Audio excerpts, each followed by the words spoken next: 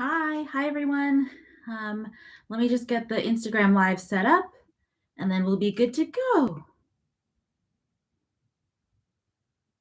Um, FYI, today we are sharpening knives.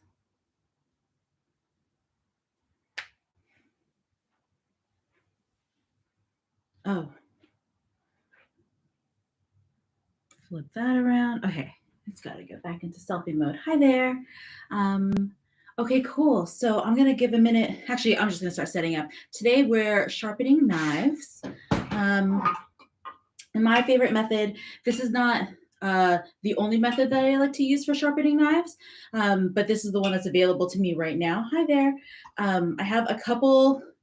Let's see. When it comes to sharpening knives, I have a few methods that I really enjoy. I don't have all of them available to me currently. I'm happy to discuss those all further with y'all in a little bit. So we're going to go with a pretty low maintenance, low key version where I'm using a whetstone. This guy, as y'all can see, was soaking in some water just here. And it's a pretty low tech version of a stone to sharpen knives on. It just has two different sides. You can see. Sorry, we're simulcasting with YouTube, so I have to show two different cameras. Anyway, there are two different layers. You can see the lighter one and the darker one, and they have two different levels of grit on there. And so what you want to do is start with, excuse me, the grittier side, the coarser grit that is usually denoted by a lower number. And then they have a higher grit version that is going to be a smoother, less gritty side. Um, there are a lot of people who do uh, like a tri-stone. Like oftentimes people do three phases. Again, I don't have, this isn't my like exact most favorite version of knife sharpening, but we're still going to make it work because this is what I got. I have this block and some knives that need to be sharper than they are. And so this is what we're going to work with. Also, please feel free to pop any questions about sharpening in the chat if you want. So I don't know if you all saw the post that I put up yesterday, but I have a selection of 3 knives. Oh, you can't see them on camera. I have a set of 3 knives that I want to sharpen up today. 2 of which are like meat specific kind of boning knives. These are definitely my daily drivers and they need some love before I go into this like weird busy season of events. And then I have my my Santoku by Global Knives, which I love to pieces. I've had this guy since culinary school. This is the vegetable knife, and it's a great knife that it has that cool Granton edge. It's stainless steel, so it's super low maintenance. But yeah, she's just a little bit dull, and we want to give her a little refresher.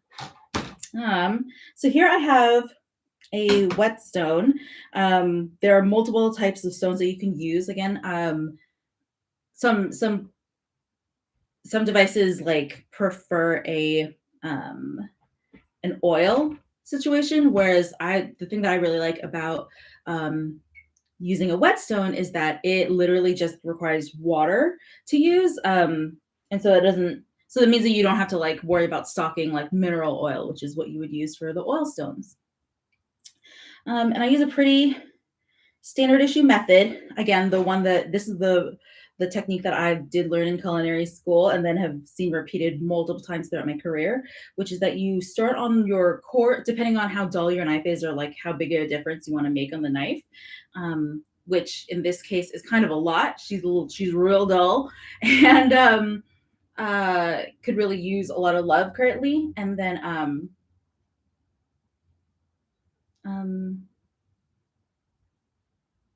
someone just sent a request to join live, and I don't think. Yeah, sorry, I don't think so, but maybe message me. Anyway, it is stainless steel, which is one of the harder, tougher steels that knives could be made out of. Like most of my knives are stainless. Because they are hard, they hold an edge for a really long time, and they're also relatively low maintenance. Oh, haha. Okay, good. Just checking. Like, I don't know you, but that's cool. I've definitely done it on live streams before too, so no worries. Anyway, so stainless is really low maintenance. It has like a very like mm, low likelihood of ever getting rusty, which is something that like a lot of other steels sometimes can do if you don't take care of them like exactly right all the time.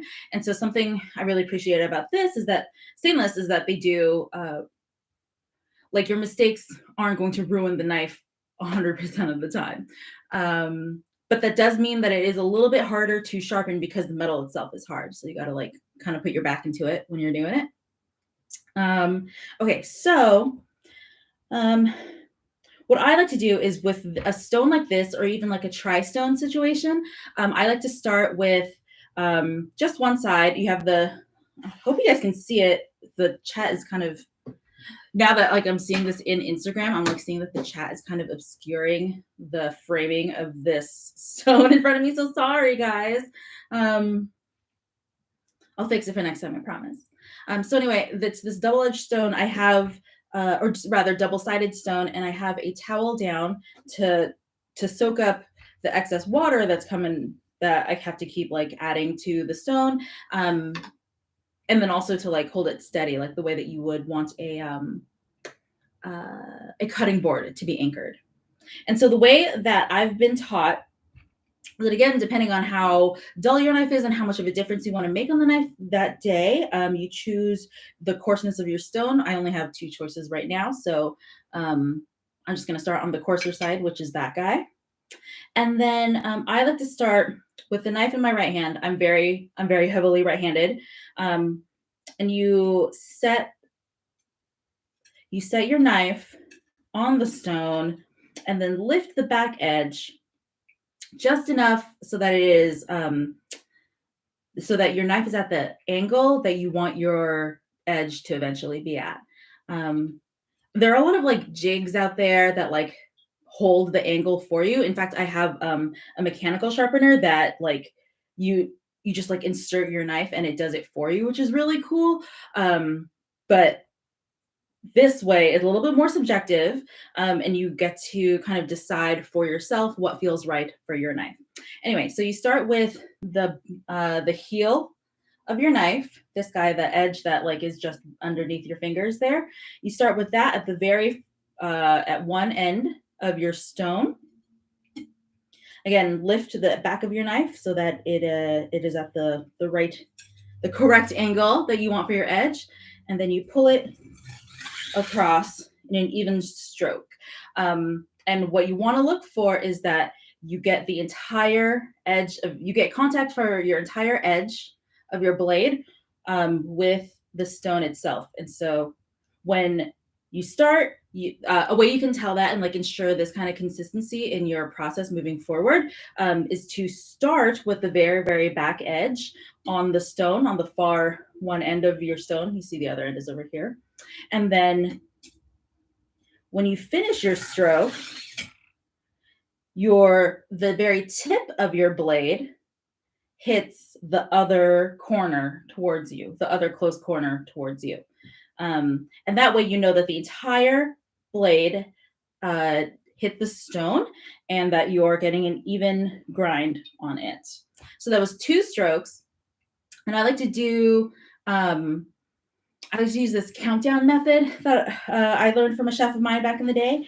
And he would have us we would do 8 strokes, 8 to 10 strokes on each side, and then flip the knife and then do 8 to 10 strokes this way, come back to this side, and then that's when you count down. So I would do only 6 strokes from this side, 6 strokes flip, and then 6 strokes from this side, flip again, go down to 4 strokes per side, and then 2, and then you have to judge what kind of edge you have at that point.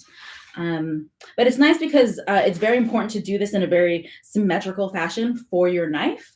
And that's a relatively easy way to like keep track of what it is that of like where in your process you are. So anyway, that was 2 strokes. I'm going to do 4 more to get, no, I'm going to do 6 more to get the full 8. So it was 3, 4, 5, 6, 7, 8. Okay, and so now that was all coming from this side, I'm going to flip the knife over and come in from the other side. And you can see I'm just constantly sprinkling water on this thing. Because to be honest, the water should be in a whetstone. The stone should be so saturated with water that you'll be creating a mud on top with the metal and rock shavings that you have that you'll eventually accumulate. And I messed up and didn't soak it through all the way. So my bad, but here we are. So anyway, so now I'm going to come in from this side and wear down the other side. Again, the heel of my knife at the one corner towards me. And then 1, 2, 3, 4, 5, 6, 7, and 8. Yeah. So there's just a slight difference happening. I can barely feel a burr building up. It's just a slight change in what the edge feels like. So we'll keep going. I'm also going to concentrate a little bit more on putting more pressure on the knife onto the stone because I can tell that after just those 8 strokes that I personally feel like there's not enough of a difference. So for the next set of 6 strokes, I'm going to try to press a little bit harder. 2, 3, 4, 5, and 6. And now we're going to come back from the other side. 1, 2, 3, 4, 5, 6. It's doing okay. Something else I wanted to mention about, especially doing this side, something that I always thought until I started working in industry is that I thought that I would always get cut while like chopping or cutting something, but truly like so many cuts come from when you're doing like regular maintenance like this, or like cleaning your knives, or like doing something where like you're not quite cognizant necessarily of like how dangerous this edge is to your hand. And so something I wanted to point out, especially about drawing the knife towards you, doing the other side of the knife, is that I like to hold the knife down onto the stone with my left hand. And so it's really important in this moment that I keep my like periphery fingers up. You can see that like most of the pressure goes down in this first 2 fingers on the blade to press it up against the stone. And normally when you're doing knife work, like, to keep your knuckles curled under. And so you save your fingers. And then in this position too, you want to be cognizant of where your pinky and thumb are. But in this position in particular, you want to make sure that any non-working digits at the time they don't necessarily have to touch the knife. Like, you want to keep them like up and away from the edge as possible. Yes, Sussy Ballad, you are exactly right. It's especially like a control thing too. Like when you're chopping something and you expect your knife to do a certain thing, but it's so dull that it doesn't do that thing. Absolutely, that is like a major safety issue. We just did 6 on that side, right? Okay. So now I'm going to count down and do 4 on the original side. Oof, on the first side. 1, 2, 3, 4.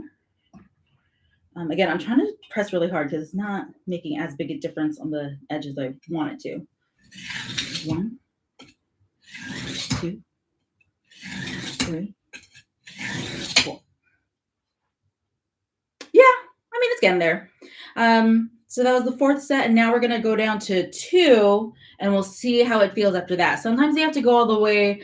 You have to do 2 sets of this like countdown method, but especially for a harder steel like this, it's totally worth it.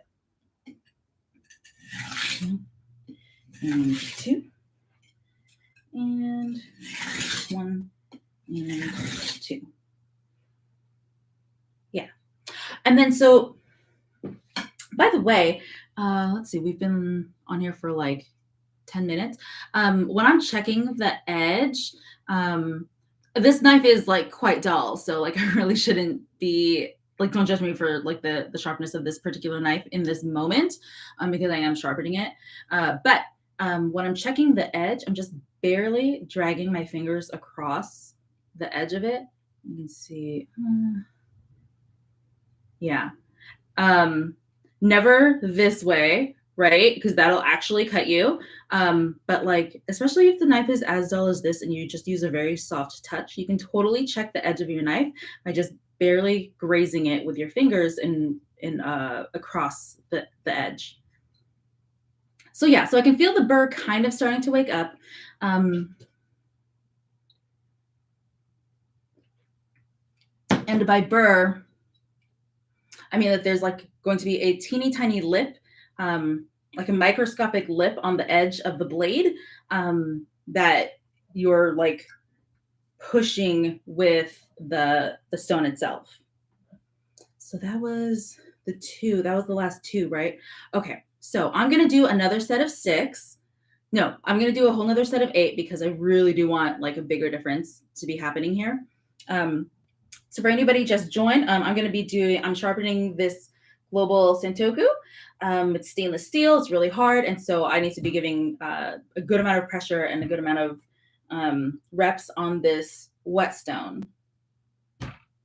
So 8, we're gonna start with.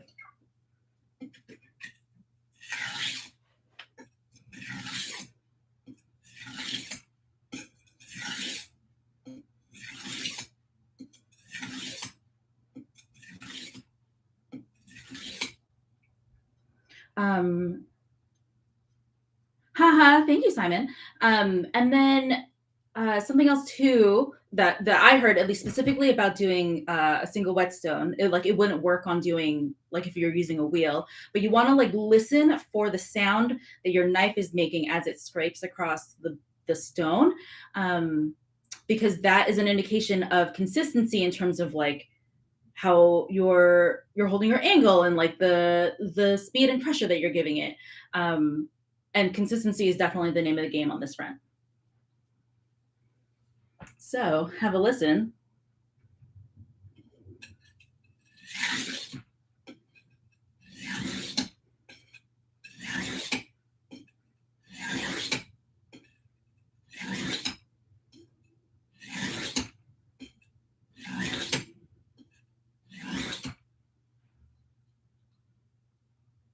Yeah, she's getting there.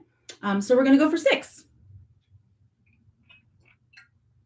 Also, this like finger flicking thing that I'm doing is super inefficient. And if I like actually had my shit together, I would be using either a cup or a squeeze bottle filled with water for rehydrating the stone. Also, I would have soaked the stone long enough so that I wouldn't have to keep adding water now. So there we are.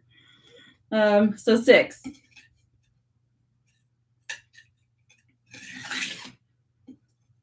2, 3, 4, 5, 6. Excellent. Okay. Oh, she's coming along, y'all. That's feeling nice. Not as much here, but like down here, yeah, that's nice.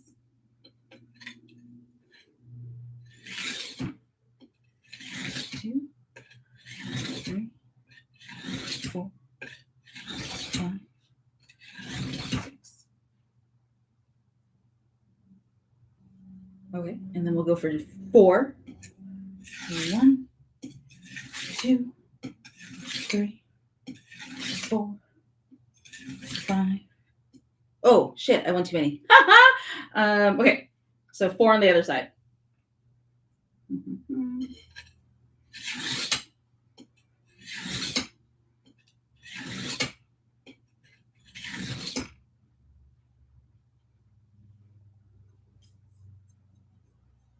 Yeah, this middle part. It's so funny. Okay, so like as I'm checking, I actually also switched because my right hand is like I think a little bit more sensitive and in tune to anything. Oh, sorry, does that sound awful? Um, uh, what did I say? Oh, it's so funny because right now what's happening is that the blade up here and down here is getting sharper, and then I'm missing this part, or this part was like more dull, which makes sense because like truly when you're using a knife like this, it's like that oftentimes. And so that is kind of like the money zone. I might have to go over it a little bit more. And then the other thing too to keep in mind is that like this is just the first grit too. So I might actually just switch into the finer grit for now and see how that takes us. And then if I end up having to like switch back to get that middle section of the knife to behave, we'll go back to it. So anyway, so I switched sides. This is the darker side is the more gritty version. And then this is the smoother side, and that's what you want to move towards as you're sharpening. And again, there are plenty of stones out there that will like have like the grit numbers available here for you to see. A lot of them will be labeled in some other fashion. This is a stone that my partner just had in his knife kit, and then we've just been lugging around. We have a tri-stone and a work sharp also that I do like to use, but I don't know. For me, sharpening, like I like the different methods, but I also like hit a groove in certain methods. And like right now I'm in a whetstone groove. So someday when I revisit my my work sharp groove, hopeful maybe we'll do a live stream for that too. Okay. So we're going to do the same like countdown method, but now on the finer grit. So we're going to start with 8.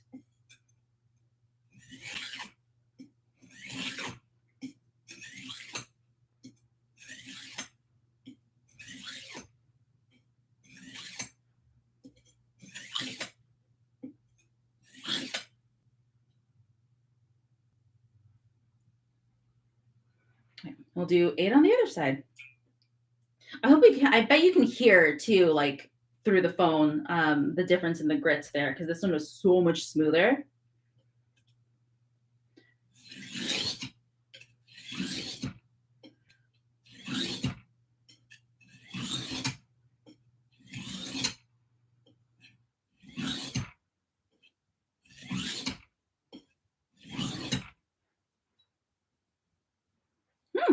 Yeah, that's coming along nicely in there. Again, this middle part is still just not being it's not being super cooperative, but we'll get there. We'll get there, y'all. So that was 8. We're going to go down to 6.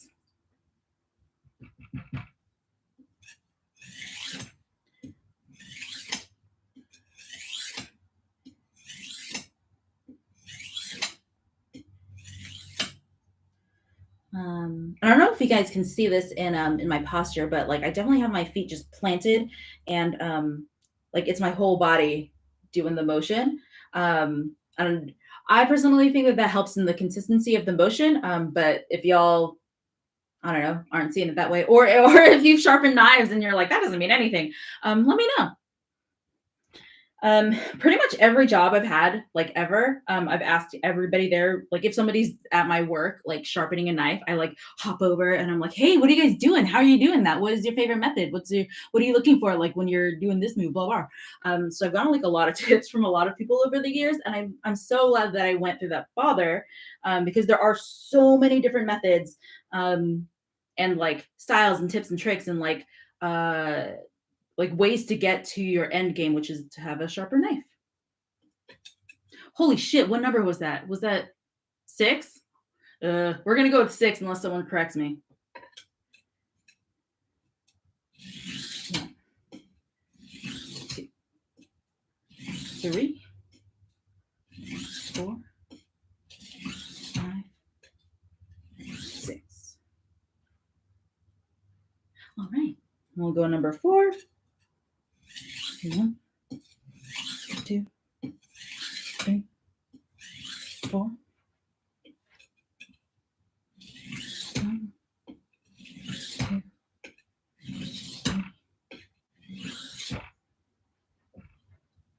Yeah, that's waking up nicely. And even like that middle part, finally. Freaking finally. Getting worried there. Okay.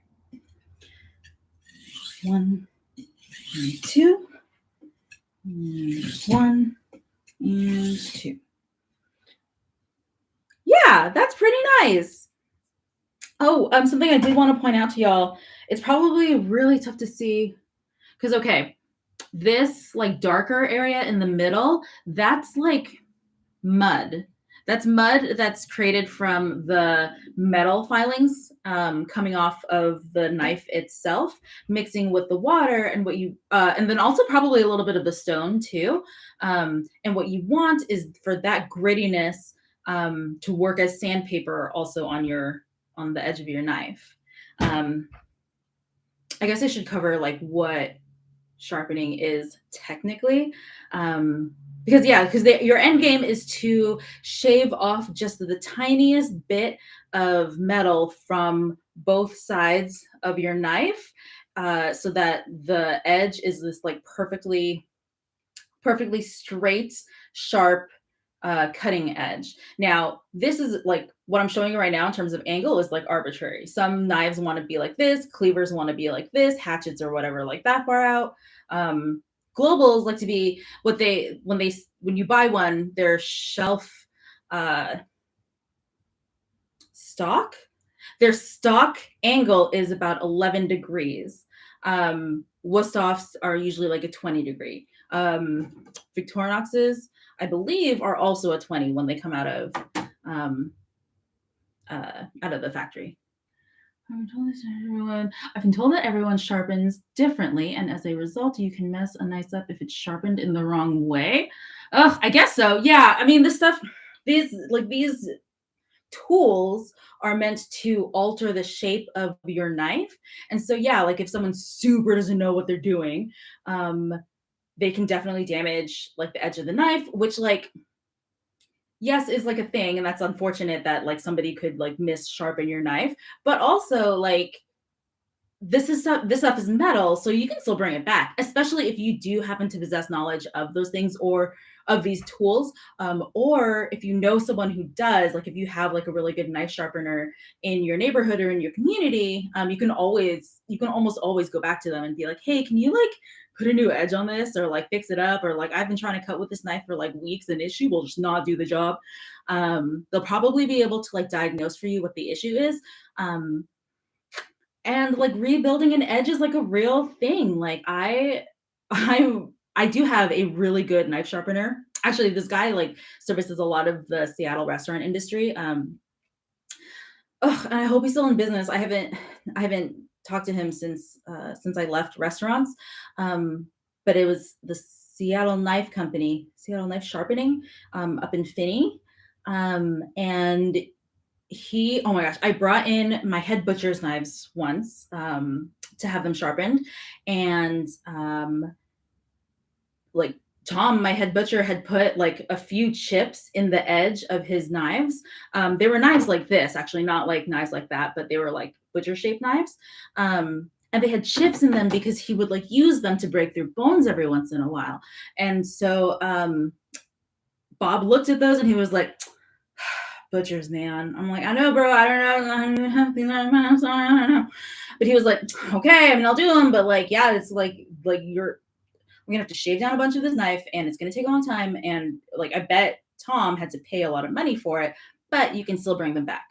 That was such a long-winded version, but yes, yeah, it can be sharpened the wrong way. I'm so stoked on how this edge is turning out. Yes. Okay. Yeah. Cause I've been trying to chop like root vegetables with this thing, and like, she's not doing it.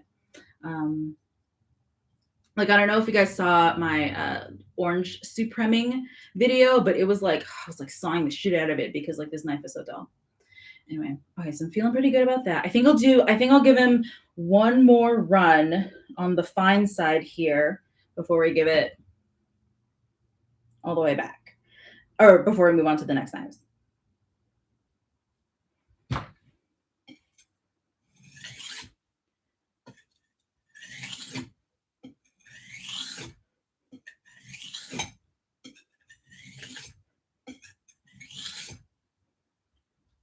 I'm kind of just doing 6 for funsies.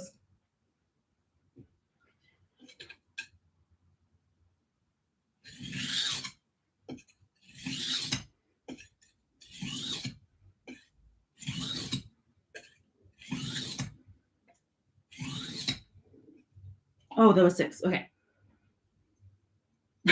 I'm not normally like teaching knife sharpening, so it's not there's not normally an audience. Okay, so I'm feeling pretty happy about the way that this is feeling. Certainly relative to how it was feeling when we first started, because it was like the edge of a spatula before, and now I kind of feel like this could maybe cut something. Um, okay. So now I do feel like this stone has done its job for this particular knife. We're going to bring it back out for the next 2 knives for sure.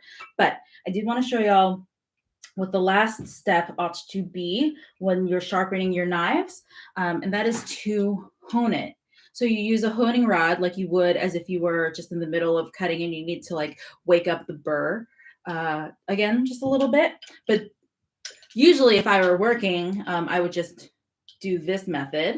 I'm sure there's a name for that particular hold, but I'm going to do this one because this one, when you're holding your steel perpendicular to your table, it's a much more precise method of honing your knife, because you can in fact just like look at how like what kind of angle you're holding here. It's also a lot more controlled and it's a lot safer because you're not moving the edge of your knife towards your own hand as opposed to this one, which you definitely are. Like I've definitely gone myself when I was just like honing too fast, and I was like maybe using a knife. I forgot how long that knife was.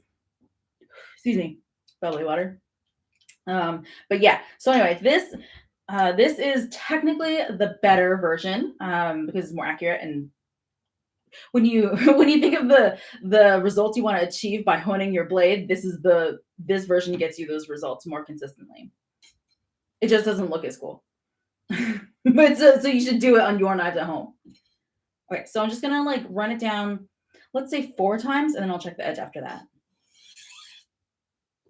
And again, you want to set the very heel of your blade up against the rod as your starting point, and then use the entire honing rod, and to hone the knife. Oh my gosh, what am I trying to say? So what you want to end up with is the very tip of your knife meeting up with the very tip of your rod. I hope that made sense.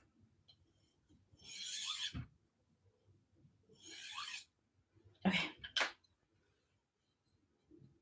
Yeah, so that's pretty good for right now. I'm gonna give this guy a try later when I'm doing meal prep, and I'll update y'all when I do it. But that's feeling pretty good right now. And so the next one that I want to spice up a little bit is my boning knife. Oh, and really quick before I move on to doing that, I want to remind y'all that if y'all are in Seattle, that I'm teaching a whole pig butchery class in November, on November 7th. And then if you want, you can pick up a pork share, and so that you can take home some of that pig. It'll be all outdoors, vaccinations required, and we'll have snacks. We'll have snacks and warm beverages. But one of the things that we'll be discussing is like knife choices. And the reason why I bring it up now is because this is my absolute favorite butchering knife. I got it. I got this so long ago. And honestly, I have a lot of different versions of it because sometimes you show up to an event or a gig and like, I don't know, you couldn't like bring your knives or you forgot them or whatever. But anyway, I have like multiples of this, and there are a few variations between brands and like between lines within a single brand. But my favorite is this guy, the Victorinox, with kind of a rubberized grip on the handle. Also a round, like this little bulge here, his little belly on the handle, typically will fit into my hand like it'll act as like arch support, honestly. And like the thing about butchering is that you're working out these muscles on the inside of your hand and the inside of your forearm all the time. Like like for 8 to 10 hours a day, you're constantly gripping like this. And so it's super important to like ergonomically design your tool situation so that you're using those muscles as you're giving yourself the most optimal situation in terms of exercise. Also, working out the muscles on the back of your arm is super vital. And that goes for like office work too. If anybody here happens to like use the mouse all day long, that's me even now, like with like typing and stuff, and editing. So it's really important to like work out the backside of your forearms. Oh, and you can buy these with your ticket to the whole pig butchery class. That's why I wanted to bring it up, because I'm going to get a bunch of them because I feel like I went down the wrong path when I first got my butcher knives. I got like a $70 Woodstock knife that did not do well for me, and then I ended up just getting this like $30 bad boy. I probably paid more than that, but that's how much I'm going to sell them for. Anyway. So this is my boning knife. You can do pretty much anything that I do on my channel with something like this, and even up to like butchering a whole pig. Like y'all will see if you come to class, I almost only ever use this knife when I'm breaking down a pig, plus my paring knife maybe, and then if I'm doing steaks like with beef, or like if I have to get through like an entire sirloin, that's when I want to use something like this. But typically for a pig, it's only over this guy. So anyway, this knife was, we're going to sharpen this knife using the same method, which is that we're going to use this whetstone with a little bit of water. I'm going to do alternating and like a countdown of strokes on each side.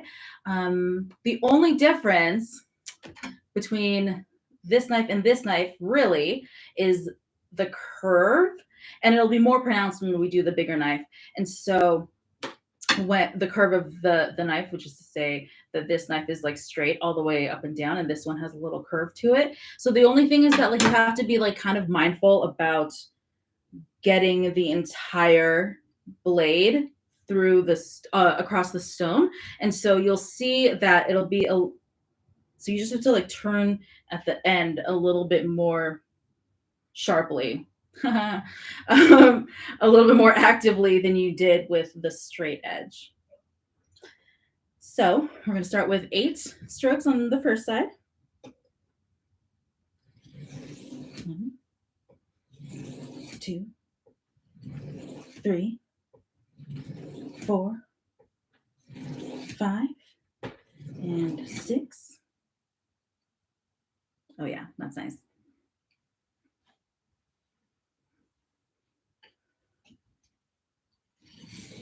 1, 2, 3, 4, 5, 6, 7, 8. Oh yeah, that's 8. Oh hey there. And so when I was mentioning earlier about making sure to keep your fingers out of the way, this knife is the one that I was thinking about specifically. I don't think this knife hasn't bitten me when while I'm sharpening it, but this knife definitely has, because it's so thin. And when you're sharpening, you're putting a lot of pressure right here. And my fingers, you can see, are like right next to, God, I'm sorry. I wish you could see them more easily, but my fingers are right next to a very sharp edge here. And so like it's wet, and like stuff slips. So that's why it's really important, especially when you're doing this side, that you keep your thumb and your pinkies up, because what can happen is that you'll let your thumb slide down, the knife will slip out from underneath these 2 fingers and then hit your thumb right here. And that's so unpleasant. But yeah, just a heads up, be safe. Okay, so that was 8 strokes. Now let's go on to 6. 2, 3, 4, 5, 6. I'm reeling pretty hard on this one, guys. Like, it's nice, but this one is waking up a lot more quickly than the last knife. So do give it the amount of pressure that you need to.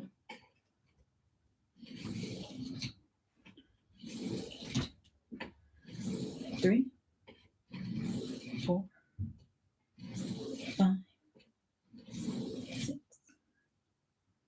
And it'll sound and feel like really weird because you're like you're scraping metal on stone, and it's like, that feels like very unpleasant. But like truly, that is the point. So in most cases, I'm sure you're not dragging a little bit of stainless steel across the stone. But in this scenario, your goal is to like scrape a little, just like a teeny tiny like micron of metal off of the edge of your knife. And so it is important to like give it enough pressure, hear that weird noise when it's like scraping across the stone, and just like kind of get to know it, and like understand what it is that you're hearing, and like be able to hopefully diagnose what's wrong with your knife as you go along. Okay, so that was 6, right? So we'll do 4 now.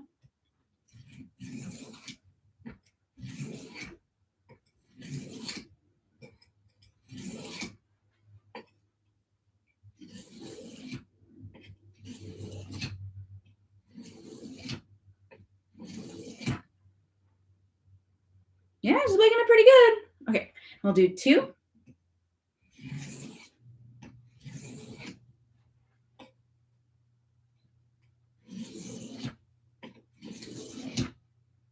I'm just gonna do 1 more for good measure. Okay, so then when you get done with the first set, the first side of your stone, like the first grit, you're not necessarily looking for it to be its sharpest ever. That's mostly to like reset like the plane of the edge. Oh, and then something. Oh man, I wish you could. Maybe if you could see, there's like a little bit of grit on my fingers from having done this along the edge of the knife, and that's a good sign because that means that this stone is effective at taking off metal shavings. So anyway, when you get done with your first grit, you're not necessarily looking for your knife to be its absolute sharpest.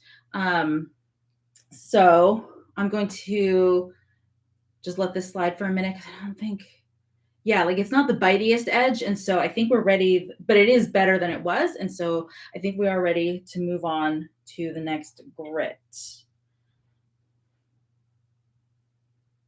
I'm going to do 8 on this side. 1, 2, 3, 4, 5, 6, 7, and 8. And a little bit more.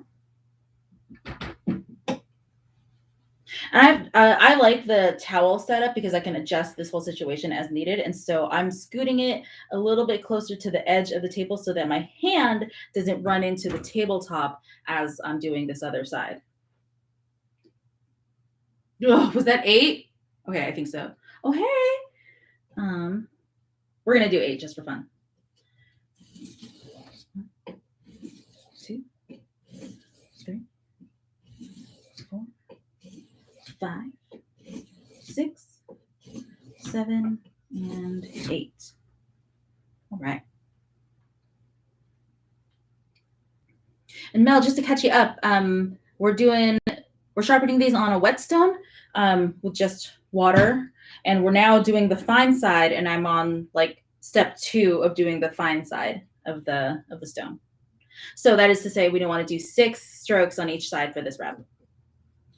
1, 2, 3, 4, 5, and 6.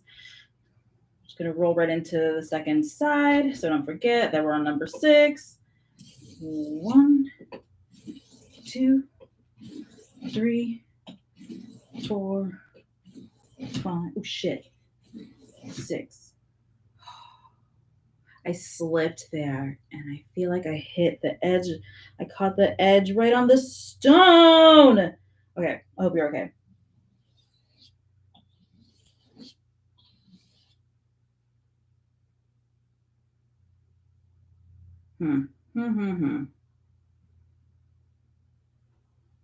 Okay, so anyway, that was 6. We're going to go to 4.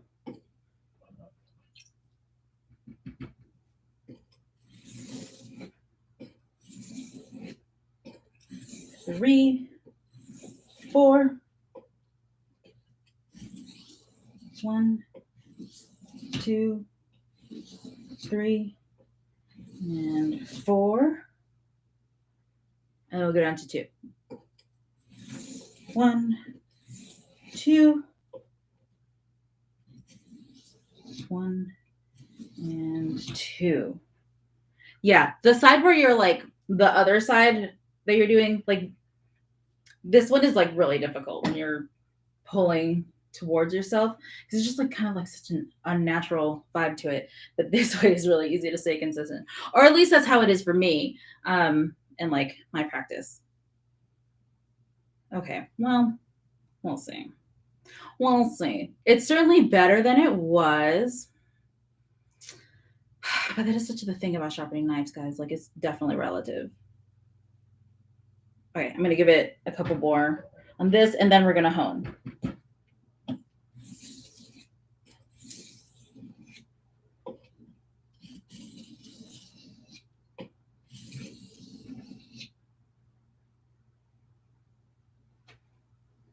Yeah, right? Are you also right-handed? Or like heavily handed in terms of which side you are? Oof, I'm getting water all over. Anyway, so then the last step is to do the honing. Again, this is the better method in terms of like accuracy as opposed to this one. Accuracy and safety. You start at the butt and pull down to the tip. Yeah. Yeah, I feel like this will be good. Okay, so we're going to try this out on some meat later today, and I'll let y'all know in a post either tomorrow or the next day or something or other at some point. Okay, cool. Well, it is 1:45. I think we started. Oh no, we started like after 1. How long have we been on? Oh yeah, it has been like 45 minutes. Okay. So I do want to sharpen this last knife, which I totally will in just a minute. But I also did want to talk about, I brought something up. I had seen a tweet earlier today about fascism and how it thrives in impoverished communities, or rather, it thrives on certain people like being in poverty, and it's like that like gives it a place to grow, which is so unfortunate. And so I wanted to talk about that because I learned something also recently. I had listened to a podcast that brought this same issue up, and I thought it was so cool because the podcast was talking about it in the context of the USDA, our current Secretary of USDA, Tom Vilsack, and how rural communities are often caught up in this weird manipulation scheme. So, okay. So, again, the premise of the tweet was that in Germany, they have really generous social services because the government wants to prevent fascism from growing within, the disenfranchised, impoverished populations of their country. And then, and so what I had heard in this podcast by Now This, they do a podcast called Who Is, and this particular episode was about Tom Vilsack, our current Secretary of Agriculture, who is the head of the USDA, and is somebody which is an agency that has a lot of bearing on not just my life as a meat professional, but also like literally everybody's lives. And if you eat food, the USDA has like a piece has contributed or detracted from your life in some way. And so what they were saying was that Tom Vilsack, this is very specific to like his story. And so he was the governor of Iowa for a little while. And while he was governor of Iowa, he allowed legislation to pass that would, yes, food stamps, exactly. Thank you, Mel. Which I feel like is an unsung program, and certainly something that people don't really associate with the USDA. But Mel is exactly right that the USDA is the government agency in charge of food stamps. So look at it. So look into that if you're interested. They also include the National Forestry Service. It's kind of nuts.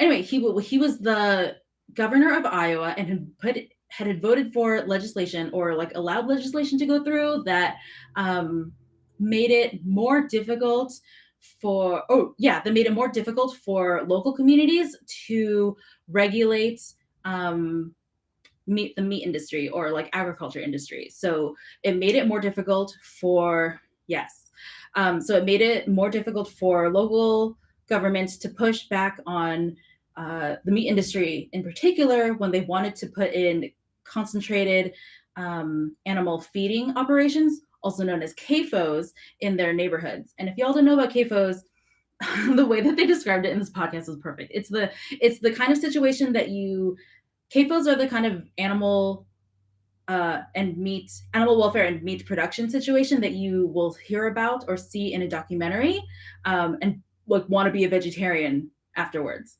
It's like super gross, and it's not just gross for the animals, but it's also gross for the people who work there. And it's also gross for the people who live around them. Their environmental practices are not sound. Anyway, so needless to say, very few people would choose to have that kind of operation happening in their neighborhood if they had a choice. And Tom Vilsack had voted for making that difficult for citizens to push back on. And it's so egregious, or it's so shady to me, because he'll vote for that kind of thing, but will campaign on, like small town rural America, and like will claim to support his constituents when it's in fact he's paying a lot of attention to corporate interests. Oh, I think I lost the train of thought. So talking about and then in the podcast they pointed out that the small family farmer is going out of business all across America, and a lot of people want to blame any number of things. Like, people want to blame immigrants. People want to blame the non-dairy milk industry. People want to blame Joe Biden. People want to blame a lot of stuff, but nobody is pointing out the government subsidies that allow big industry like big dairy and big meat to operate at such low costs and retain so much of their profits. So much so that it skews the market so that small farmers and producers cannot compete. That's why when you support a small business, it's always so much more expensive than the stuff you get at Costco. It's government subsidies. And so in rural communities that are suffering from like their family businesses going under, and people moving away from rural areas, the scapegoat ends up being some marginalized community, like women or brown or black people, or any marginalized community, literally, as opposed to thinking about the way that subsidies work and contribute to the non-viability of their businesses. So that is to say that they are encouraged to think of things like white supremacy as the answer, and so that they can blame like Latinx immigrants for like their the lack of jobs that are available to their homegrown citizenry. Anyway, I'm doing a very bad job of summarizing all that, but that is definitely like the vibe. I encourage anyone who sees this to listen to the podcast by Now. It's called Now This. No, it's by the company Now. Oh, hi there. Now This, and it's the show is called Who Is, and the specific episode was called Who Is Tom Vilsack? And so that's very, it's super illustrative of what's going on in the meat industry and the food industry in general, and how wide-reaching it is, and how that's super relevant for us as like food consumers. Yeah. Well, anyway, I think that's about it. I am going to start sharpening this last knife, but I'm probably going to do that offline. And I hope you all have a really good day. Oh, and then just a fun reminder, my whole pig butchery class is coming up on November 7th in Seattle. And so if you're in town, I would love to see you there. You can get a pork share as part of your ticket. And you can also pick up one of these knives as part of your ticket as well. So anyway, talk to you all soon. Thanks again. Bye.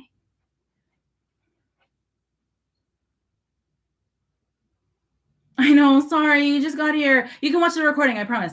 Um, Also, I realized the irony that we were discussing like US politics, like while you're zooming in from central Mexico.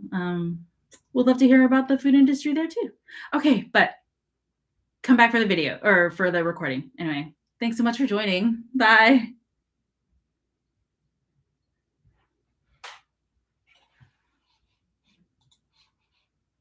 Oh, yes.